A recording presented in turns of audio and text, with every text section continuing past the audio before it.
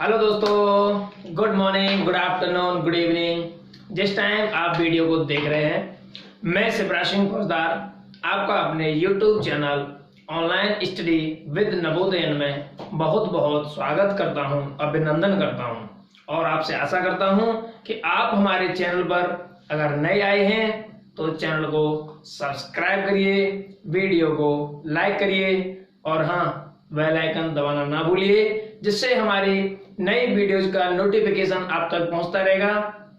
तो आज मैं आपके सामने लेकर के आया हूं क्लास 12th का फंक्शन का लेक्चर, जिसमें आपको पूरा फंक्शन डीपली मैं आपको बताऊंगा। और क्लास 12th वाले बच्चे रेडी रहिए। और हाँ, मैं आपसे एक और बात बताना चाहता हूं कि मैं ये जो फंक्शन कराने वाला हूं उसमें मैं कुछ कॉन्सेप्ट हाई लेवल का भी देने वाला हूं, जिससे कि कुछ अगर जेई वाले बच्चे भी इसको देखना चाहें तो देख सकते हैं। और पूरा फंक्शन अच्छे से सीखना है तो कॉपी पेन उठा लीजिए, हेडफोन लगा लीजिए, आइए रेडी हो जाइए। तो ध्यान से देखिएगा, आज का जो हमारा टॉपिक है वो है फंक्शन।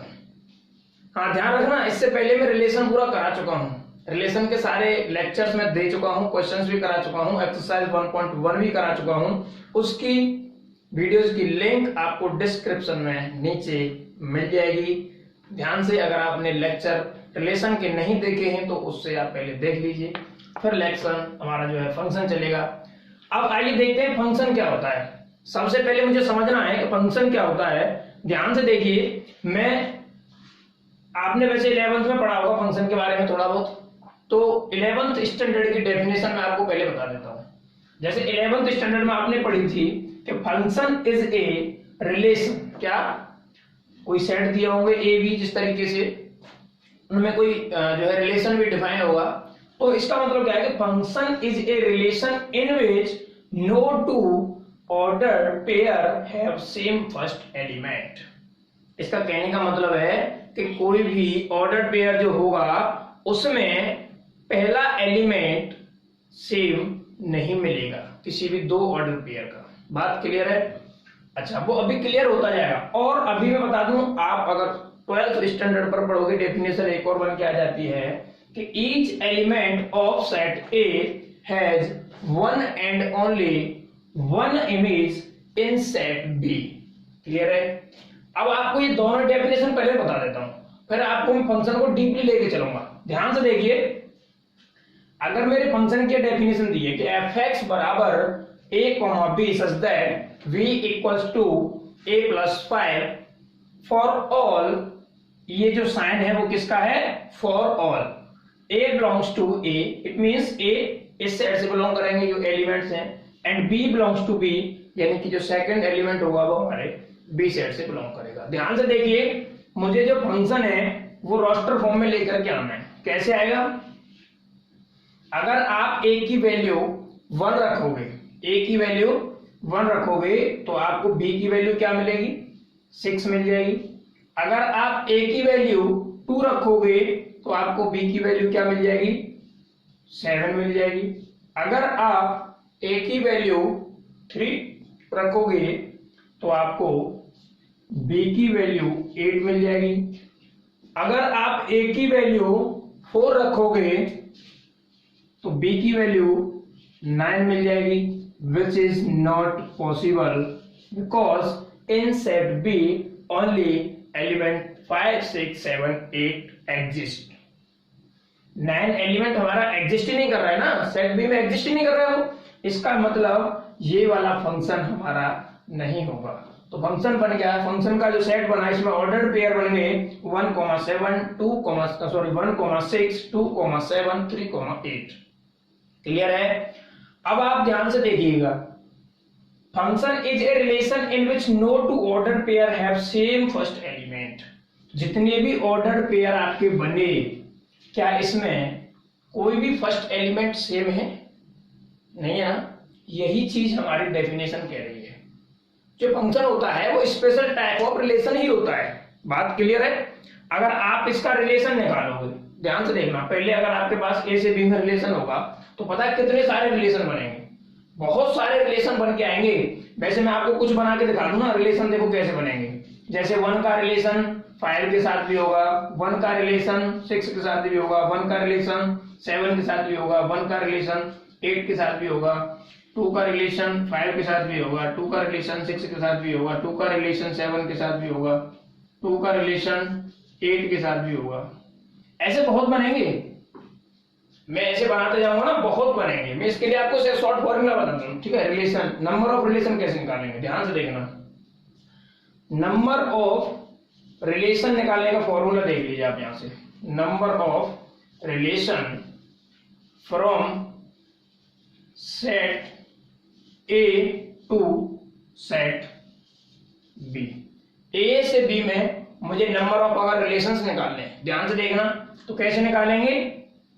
2 की पावर, यहां पर आप पहले एक चीज देख लीजिए, number of element in set A कितने हैं, कितने हैं 1 2 3 4, और number of set, number of element in set B कितने हैं, कितने हैं, ये भी 4 है।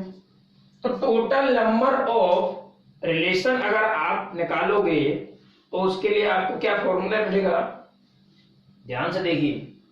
एक फॉर्मूला होता है 2 की पावर p इंटू क्यू, जहां p number of element of set A and q is the number of element of set B। तो अब आप देखिए ध्यान से, 2 की power number of element of set A कितना है 4 into number of element of set B कितना है 4, तो टोटल नंबर ऑफ रिलेशन आपके बन के आएंगे इतने, जो संख्या बहुत बड़ी होगी। अगर मैं ऐसे ही रिलेशन बनाता जाऊंगा तो कब तक रिलेशन बनाते रहूंगा।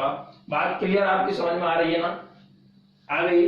इसीलिए फंक्शन, अब ध्यान से देखना, रिलेशन होंगे बहुत सारे।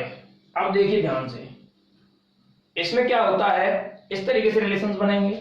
अब एक रिलेशन ये भी बन सकता है इसमें, कैसे कि ए से बी में रिलेशन दिया है और डेफिनेशन ये है कि इवन नंबर्स का सेट बन गया है। तो यानी इवन नंबर 2 का 6 से होगा, 2 का 8 से भी होगा।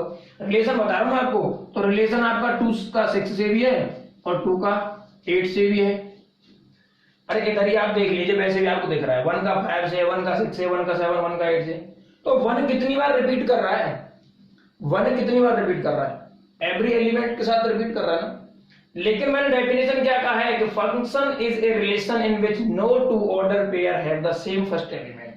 इसमें तो देखिए ना, हर एक ऑर्डर पेयर में सेम एलिमेंट है, तो इसका मतलब ये हमारा फंक्शन नहीं है। मैं ये आपको डिफरेंशिएट करना चाह रहा हूं फंक्शन और रिलेशन में। रिलेशन होता है इस तरीके से डिफाइन है, ऑर्डर पेयर वैल्यू नहीं करता है, कुछ भी आ सकता है। But in function order pair की वैल्यू होती है, यानी कि ऑर्डर पेयर पर डिपेंड करता है। ध्यान से, इस ऑर्डर पेयर में जो एलिमेंट होगा पहला वो रिपीट नहीं करेगा, चेक कर लो ध्यान से, क्लियर है ना। तो मैं आपको यही बताने वाला था, ये आपको फंक्शन की डेफिनेशन क्लियर है। अब ये भी बात है कि each element of set A has one and only one image in set B, ये बात भी क्लियर है। अभी मैं आपको ये और बताने वाला, ध्यान से देखिए। तो ये रिलेशन डिफाइन हो जाता है, क्लियर है ना। लेकिन फंक्शन की बात जब हम कर रहे हैं तो फंक्शन केवल पहले तो ये डेफिनेशन समझिए, फिर मैं आपको फंक्शन की बताया ना डेफिनेशन, 4 डेफिनेशन में फंक्शन के आपको बताने वाला हूं, जिसमें हमें फंक्शन एज ए वेरिएबल देखना है, फंक्शन एज ए ग्राफ देखना है, फंक्शन मतलब इस तरीके से कई सारे कॉन्सेप्ट अभी फंक्शन के बताने वाला हूं मैं आपको। ध्यान से देखिए, यहां तक आपको फंक्शन क्लियर हो रहा है। तो ये फंक्शन की देखो डेफिनेशन बन के आ गई है ना। पहली बात, फर्स्ट एलिमेंट रिपीट नहीं कर रहा कहीं भी, क्लियर हुई बात।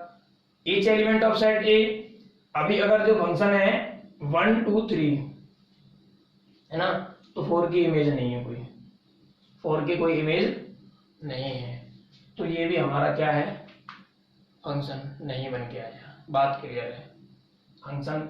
लेकिन अगर इस डेफिनेशन से तो फंक्शन रास्टर फॉर्म बन के आ गया ना।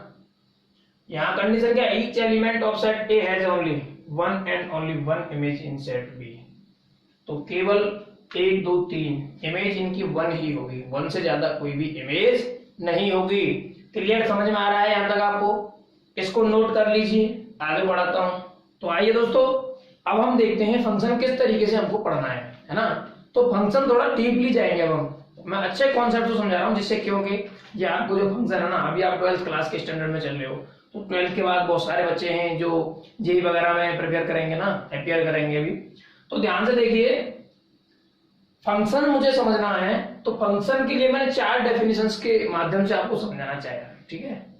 जैसे फंक्शन है, तो फंक्शन की डेफिनेशन पहली जो है, फर्स्ट डेफिनेशन किसके आधार पर है, किसके बेस पर है, function as an variable form. अब आप वेरिएबल वाली बात आ गई ना, तो वेरिएबल क्या होता है, ध्यान से देखना।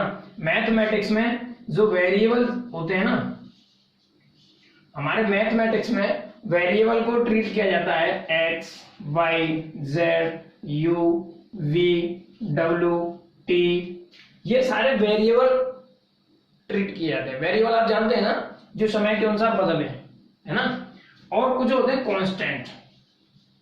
कांस्टेंट क्या होते हैं ना, कांस्टेंट क्या होते हैं, कांस्टेंट क्या होते हैं, ध्यान से देखना। जैसे ए, देखो ध्यान से, ए कैपिटल में स्मॉल, बी, सी, है ना, ए बी सी है, एल, एम, ये किसकी तरह ट्रीट किए जाते हैं, ये कांस्टेंट की तरह ट्रीट किए जाते हैं। इसका मतलब है ये कांस्टेंट है, ये बदलेंगे नहीं, इनका मान हमेशा वही रहेगा जो एक बार फिक्स है। और ये वेरिएबल है, ये बदल जाएंगे। अब वेरिएबल क्वांटिटीज कैसे समझेंगे, आप ध्यान से देखिएगा। आज आपकी उम्र मान के चलिए 15 ईयर्स है, तो आज से 4 ईयर बाद कितनी हो जाएगी, 19 ईयर, बदल गई ना। लेकिन एक बात ध्यान से देखिए, अगर 1 का मल्टीप्लाई 10 से करेंगे तो 10 आएगा। ये आज कर लो, चाहे आज के 10 साल बाद, 50 साल बाद, 100 साल बाद कर लो, 1 का मल्टीप्लाई 10 के साथ 10 ही आएगा। लेकिन आज अगर 15 ईयर्स के हो आप, तो आज से 4 साल बाद आप 19 ईयर्स के हो जाओगे। वेरिएबल, बात समझ में आ रही है ना। तो इस तरीके से क्वांटिटीज वेरिएबल होती हैं, इस तरीके से हमारी क्वांटिटीज फिक्स होती हैं, जो समय के अनुसार नहीं बदलती हैं। तो ये X, Y, Z, U, V, W and T, ये जो ट्रीट किए जाते हैं हमारे मैथमेटिक्स में, ये सभी हमारे वेरिएबल की तरह ट्रीट किए जाते हैं। और ये A B C L M वगैरह जो आते हैं, इनको हम कांस्टेंट की तरह ट्रीट करते हैं। अब आप ध्यान से समझिएगा, समझना ये क्या होगा। फंक्शन की 4 डेफिनेशंस मैंने आपको दी हुई हैं, चारों को बड़े डीपली आपको समझना है। अब फंक्शन की पहली डेफिनेशन है in variable form, second variable form है पहली वाली, सेकंड है function as an order pair, order pair. Third definition function as graph, function graph से कैसे पता चलता है कि फंक्शन है कि फंक्शन नहीं है, क्लियर है। और फंक्शन एज ए मैपिंग, यानी मैपिंग से भी हमें फंक्शन कैसे पता चलता है, वो बात याद रखनी है आपको। अभी मैं चारों बातें आपको 1 बाय 1 क्लियर कराऊंगा। तो पहली डेफिनेशन हम देखते हैं, डेफिनेशन पहली देखते हैं। पहली डेफिनेशन कह रही है कि function as an variable form. ध्यान से देखिए, जैसे आपके लिए फंक्शन दे दिया है y equals to x plus 1, function या y लिख लो या fx लिख लो, बात एक ही होती है। वैसे भी आपको देख के चलता है पता, एक क्वेश्चन में जब x आ रहा है तो फंक्शन किस पर डिफाइन है, x पर डिफाइन है, तो हम बोलते हैं इसे। यहां पे आपको देख के पता चल रहा है कि x क्या है, इंडिपेंडेंट, इंडिपेंडेंट वेरिएबल है, क्लियर है, बात समझ में आ रही है। और y क्या है, डिपेंडेंट वेरिएबल है, डिपेंडेंट वेरिएबल। दोस्तों समझने की कोशिश करना, यहां x इंडिपेंडेंट है, इट मींस x की वैल्यू किसी भी वैल्यू पर डिपेंड नहीं कर रही है, लेकिन y की वैल्यू x पर डिपेंड कर रही है। इसका मतलब x की वैल्यू रखने पर आपको y की वैल्यू मिलेगी, क्लियर, बात समझ में आ रही है। जैसे देखिए, अगर मैं यहां पर वैल्यूज निकालूं, वैल्यूज निकालने, ध्यान से देखना, वैल्यूज हमको निकालनी है, कैसे निकालेंगे। अगर आप यहां पर x की वैल्यू 0 रख दो तो आपको y की वैल्यू क्या मिलेगी, 1। x की वैल्यू आप 1 रख दो, y की वैल्यू आपको क्या मिलेगी, 2। क्लियर, समझ में आ रही है। x की वैल्यू आप 2 रख दो तो y की वैल्यू आपको क्या मिलेगी, 3। x की वैल्यू आप 3 रख दो तो आपको y की वैल्यू 4 मिल जाएगी। आप क्या समझ पा रहे हैं, यहां से x पर y डिपेंड कर रहा है, इट मींस ये वेरिएबल क्वांटिटी थी, अभी हमने पढ़ी थी, तो ये वेरिएबल क्वांटिटी जैसे जैसे बदल जाएगी मेरा फंक्शन बदलता जाएगा। इट मींस 0 रखने पर 1 मिल रहा है, 1 रखने पर 2 मिल रहा है, 2 रखने पर 3 मिल रहा है। जैसे जैसे ये बदल रहा है वैसे वैसे ये बदल रहा है। ये इंडिपेंडेंट है और ये डिपेंडेंट है। क्लियर समझ भाई? तो ये होता है फंक्शन की वैल्यू बदलती जा रही है, इसकी वैल्यू बदलने पर। इसका मतलब x बदलने पर fx बदल जाएगा। क्लियर है? तो ये डेफिनेशन हमारी पहली क्लियर हुई। इसे हम बोलते हैं function as an a variable form. पहली डेफिनेशन आपकी क्लियर है। क्लियर है दोस्तों? आइए डेफिनेशन फंक्शन की सेकंड, है ना? सेकंड डेफिनेशन क्या कहती है? Function as an order pair in which first element और x, फर्स्ट एलिमेंट कहां से बिलोंग करता है? x से बिलोंग करता है। और कह सकते हैं हम x will not be repeated, not be repeated, यानी कि कोई भी फंक्शन दिया हुआ है। मैंने अभी आपको जब रिलेशन बताया था तो रिलेशन में क्या आ रहा था? 1 के साथ 6 आ रहा था, 1 के साथ 7 आ रहा था, 1 के साथ 8 आ रहा था, आ रहे थे ना वो सारे एलिमेंट्स। यानी कि 1 रिपीट कर रहा है। यहाँ पे देखिए ध्यान से, 1 हमारा रिपीट नहीं करना चाहिए, तभी हमारा फंक्शन कहलाएगा। इसका मतलब ये फंक्शन नहीं है। अगर फंक्शन की बात करें तो ध्यान से देखिए, 2 का अगर 6 के साथ आ रहा है, 3 का आपका 7 के साथ आ रहा है, 4 का आपके 8 के साथ आ रहा है। यहां पर देखिए आप, ये फंक्शन हो सकता है क्योंकि यहां पर 2, 3, 4 भाई हमारा ऑर्डर पेयर में पहला वाला एलिमेंट रिपीट नहीं कर रहा है ना। क्लियर है? तो इसको हम फंक्शन कह सकते हैं। तो इसी का कहने का डेफिनेशन सेकंड यही बताते हैं, function as an order pair in which first element और x will not be repeated. Clear है? अब देखिए ध्यान से, डेफिनेशन नंबर थर्ड क्या कहती है? डेफिनेशन नंबर थर्ड आपको क्या कहती है? इसको अच्छे से समझना, बहुत अच्छे से समझना। ये डेफिनेशन जो होती है ग्राफिकल होती है। क्या? ग्राफिकल डेफिनेशन होती है। इस ग्राफिकल डेफिनेशन में हमको क्या देखना होता है कि ग्राफिकल डेफिनेशन में क्या होगा? There is a graph. अगर कोई ग्राफ दिया हुआ है, then there is a graph, then we draw the line parallel to y-axis। ध्यान से देखिए, अगर कोई ग्राफ दिया हुआ है तो हम क्या करते हैं? we draw the line parallel to the y-axis if it cuts the graph, if it cuts the graph only one time। अगर वो लाइन ग्राफ को ओनली 1 टाइम कट कर रही है, then it is a function।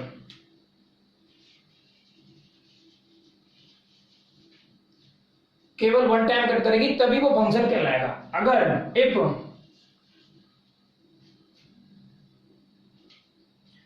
it cuts more than 1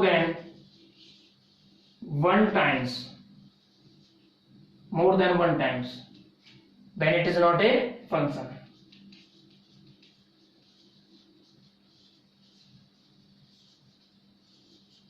clear है?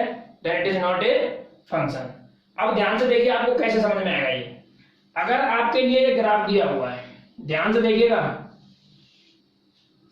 और आपको graph दे दिया इस तरीके से।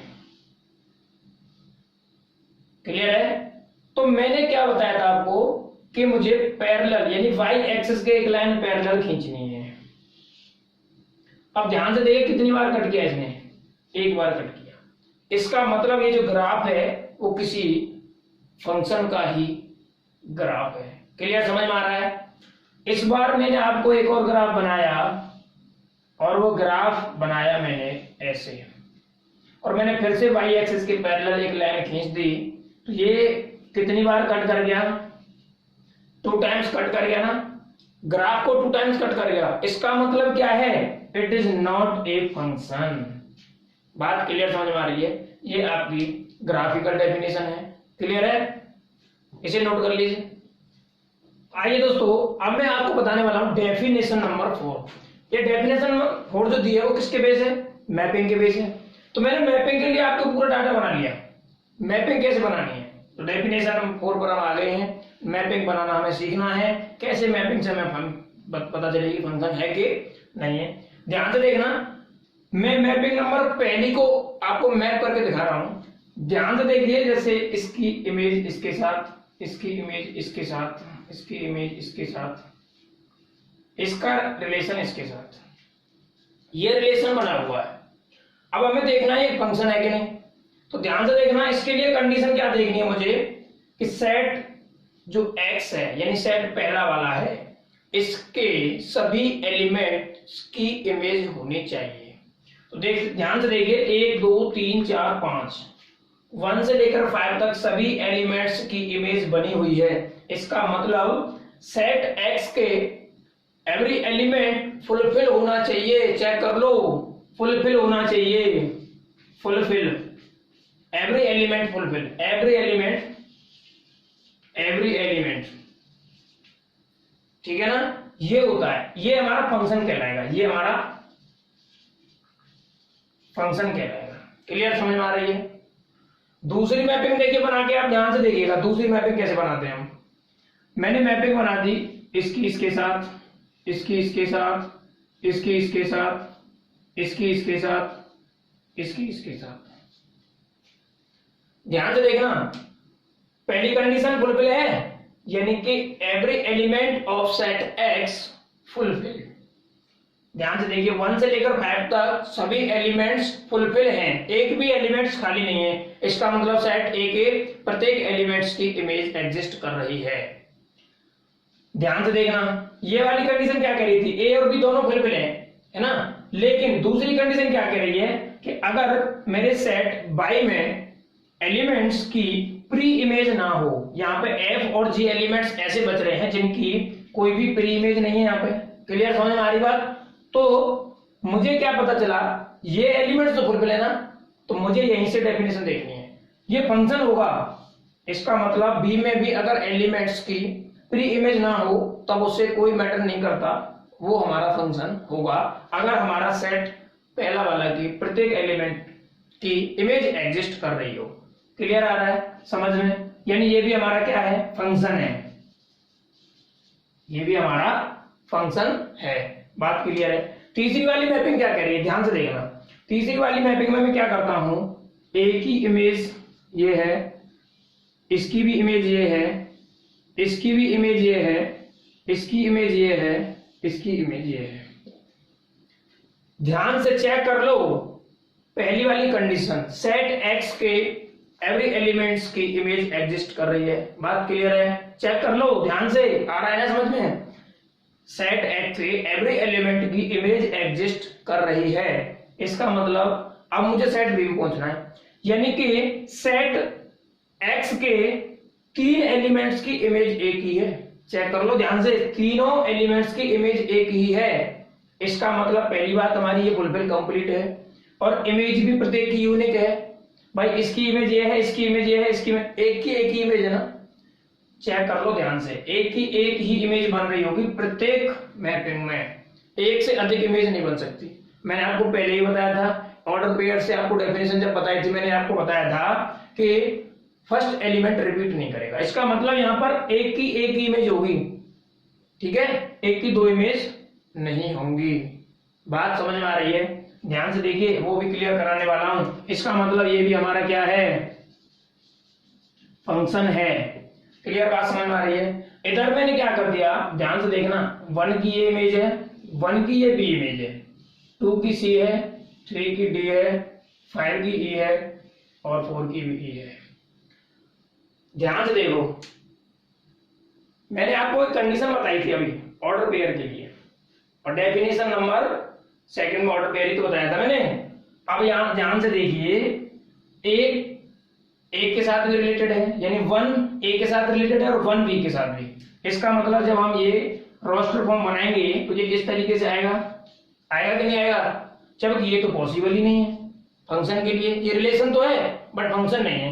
बात समझ में आ रही है। इसका मतलब ये वाला साइन तो पॉसिबल है, लेकिन ये वाली मैपिंग पॉसिबल नहीं है। समझ में आ रही है। एक की दो इमेज पॉसिबल है नहीं है, ठीक है ना, एक की दो इमेज पॉसिबल नहीं है, बट दो एलिमेंट्स की एक इमेज पॉसिबल है। तो ये फंक्शन के लिए शॉर्ट तरीका याद कर लो, ये मैपिंग फंक्शन बनाती है लेकिन ये फंक्शन नहीं बनाती है। बात समझ में आ गई ना, क्लियर है, ये वाली मैपिंग समझ में आ रही है। तो ये मैपिंग से फंक्शन पता करने वाली बातें हैं, चारों स्टेप आपको याद रखने, 4 स्टेप्स हैं ओनली, मैपिंग आपकी क्लियर हो जाएगी। क्लियर है, यहां से आप समझ जाएंगे, तो इसे नोट कर लीजिए। तो आइए मैं डेफिनेशन नंबर 4 को आपको और अच्छे तरीके से, मतलब एक शॉर्ट तरीका बता देता हूँ याद करने का, जिससे आप उसको समझ पाए कि किस तरीके से क्या क्या कंडीशंस होती है। मैपिंग वाले बता रहा हूँ मैं, ध्यान से देखना। मैंने एक शॉर्ट तरीका तैयार किया है कि ये एम्प्टी और ये फुलफिल, ये यस और ये नो। यहां पर मुझे सेट देखने हैं ना, सेट देखने हैं। ध्यान से देखिए, अगर मेरा सेट एक्स फुलफिल है, एफ का मतलब फुलफिल, तो वो हमारा क्या होगा, फंक्शन होगा। ये बता रहा है फंक्शन होगा कि नहीं, यस और नो, तो ये फंक्शन होगा, यस होगा। और अगर मेरा फंक्शन यानी कि सेट एक्स एम्प्टी है, फुलफिल नहीं है, तो वो फंक्शन नहीं होगा। क्लियर है, अगर मेरा सेट वाई फुलफिल भी हो या वो एम्प्टी हो तो फंक्शन हो जाएगा। क्लियर है ना, लेकिन एक्स मेरा फुलफिल होना चाहिए। ये कंडीशन है कि अगर मेरा सेट में जो रिलेशन है वो मैनी वन है, यानी बहुत सारे एलिमेंट्स की इमेज एक, ये संभव है, इसका मतलब ये पॉसिबल है, तो ये फंक्शन होगा। अगर वन और मैनी यानी एक की मैनी इमेज, वन एलिमेंट्स की मैनी इमेज, ये इसका मतलब नो, फंक्शन नहीं होगा। ये आपको मैंने पहले ही बताया था कि बहुत सारे एलिमेंट्स की एक इमेज संभव नहीं है, लेकिन सॉरी मैनी वन तो पॉसिबल है, बहुत सारे एलिमेंट्स की एक इमेज तो पॉसिबल है, लेकिन एक एलिमेंट की बहुत सारी इमेज पॉसिबल नहीं है। ये वाला फंक्शन है, ये वाला फंक्शन नहीं है। बात समझ में आ रही है, चलो क्लियर, इसको नोट कर लो, ये थोड़ा शॉर्ट फॉर्म है उसका समझने का, मैपिंग का। तो आइए दोस्तों, मैं अब आपको बता दूं थोड़े और टॉपिक्स के बारे में जो डोमेन में, सॉरी उसमें फंक्शन में आगे इस्तेमाल होंगे। जैसे फंक्शन में यूज होने वाले शब्द हैं कुछ, है ना, कुछ वर्ड्स हैं, जैसे डोमेन, रेंज, कोडोमेन। तो डोमेन क्या होगा, जब हम ऑर्डर पेयर बना रहे थे, फंक्शन का रोस्टर फॉर्म में लिख रहे थे, तो आप ध्यान से देखिए इस तरीके से आते थे ना, जैसे 2,6 है, 3,7 है, 4,8 है, ऐसे आ रहे थे, ये फंक्शन के अंदर आ रहे थे ना, ये ऑर्डर पेयर थे, ये रोस्टर फॉर्म में। तो मुझे अगर डोमेन पढ़ना है तो डोमेन क्या होता है पता है, ये जो फर्स्ट एलिमेंट है ये डोमेन कहलाता है। क्या कहलाता है, डोमेन कहलाता है। तो डोमेन की डेफिनेशन क्या बनी, first element of any order pair is called domain, या आप कह सकते हो set of all first element is called domain.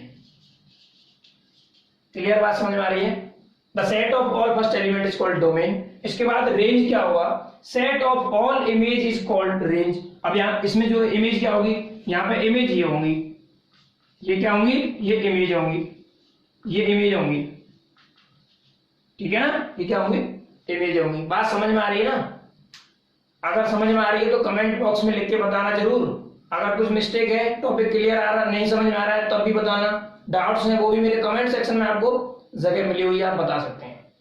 अब आप ध्यान से देखिए, यहाँ पर ये आपका रेंज हो जाएगा, set of all image is called the range. अब कोडोमेन क्या आता है, जो complete set B is called codomain.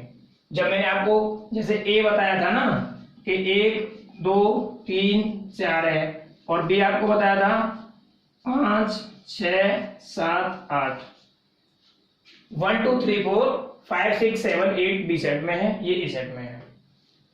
तो मैंने आपको बताया था कि अगर इससे इसकी रिलेशन बताते हैं, इससे इसका रिलेशन बनाते हैं, तो रिलेशन में अगर हम फंक्शन देखें तो एक स्पेशल टाइप का रिलेशन बनना होगा। तो उसमें अगर जब हम फंक्शन बना रहे हैं तो इसके जितने भी एलिमेंट्स इमेज बन जाएंगे वो तो रेंज कहलाएंगे, लेकिन all elements of set B called codomain, या फिर मैं कह सकता हूं complete set B is called codomain. दोस्तों अब डोमेन पढ़ने के लिए मुझे क्या क्या समझना है, ध्यान से देखिए, डोमेन पढ़ने के लिए मुझे क्या क्या देखना है। तो डोमेन पढ़ने के लिए मुझे पढ़ना पड़ेगा इंटरवल। इंटरवल क्या होता है? ओपन क्लोज इंटरवल, इस तरीके से आपने पढ़े हैं ना। ये क्या है? हाँ, इस अगर ओपन इंटरवल देखा जाए तो ये है, क्लोज इंटरवल ये है, ओपन क्लोज ये है ना।